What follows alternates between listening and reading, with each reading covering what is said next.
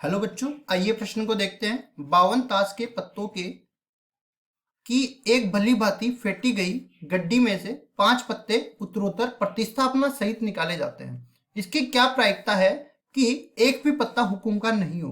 प्रश्न को हल करने से पहले इसकी मुख्य अवधारणा की चर्चा कर लेते हैं। मुख्य अवधारणा तो सबसे पहले हम लोग देखने वाले हैं बर्नौली प्रमेय को। बर्नौली प्रमेय ये कहती है कि अगर कोई घटना n बार घटित होती है और उसमें से हमें r सफलताएं मिलती है तो इसके लिए प्रायिकता का सूत्र निर्धारित है p x बराबर में r। यहाँ पे n बार घटना घटित हुई है, r बार अपने को सफलता मिली है। ये जो है p बताता है कि सफलता की प्रायिकता को इसकी घात हो जाएगी सफलता की संख्या। क्यों बताएगा असफलता की प्रायिकता इसकी घात हो जाएगी असफलता की संख्या। तो यहाँ पे देखो बर्नौली प्रमेय में ये भी होता है कि सफलता की प्रायिकता और असफलता की प्रायिकता इन दोनों का योग इकाई के बराबर होता है, क्योंकि इसमें दो ही प्रकार की घटनाएं घटित होती है, एक तो सफलता है और एक असफलता है। फिर हम लोग इनको भी बता देते हैं ये क्या क्या निरूपित करते हैं। तो यहां से देखो एन निरूपित करेगा कुल घटनाओं को जितनी बार अपने पास घटनाएं घटित हुई है उनकी संख्या।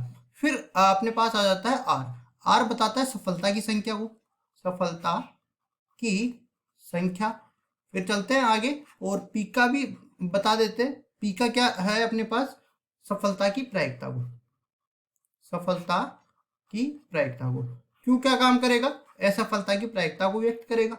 और यहाँ पे भी लिख देते हैं असफलता की प्रायिकता, असफलता की प्रायिकता। अब उसके बाद में देखो सवाल पे चलते हैं हम लोग और इन सब का मान निकाल के सूत्र में केवल मान रखना है और प्रायिकता निकालना है।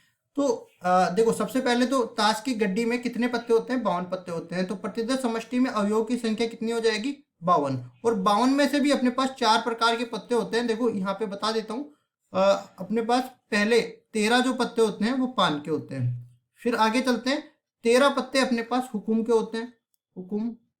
13 पत्ते अपने पास ईंट के होते हैं और बाकी जो बच गए 13 पत्ते वो होते हैं चिड़ी के। इस तरह से अपने पास चार सेट बनते हैं 13-13 पत्तों के।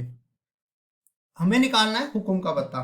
तो यहां से देख सकते हैं कि अगर मैं हुकुम का पत्ता निकालने को सफलता मानूं तो यहां से मैं लिखूंगा हुकुम का पत्ता आने की प्रायिकता, हुकुम का पत्ता आने की प्रायिकता ये किसके बराबर हो जाएगी। देखो हुकुम की कितने पत्ते हैं, 13 पत्ते हैं और कुल पत्ते कितने हैं, 52। टोटल मिला के 1/4 के बराबर ही आ जाएगा।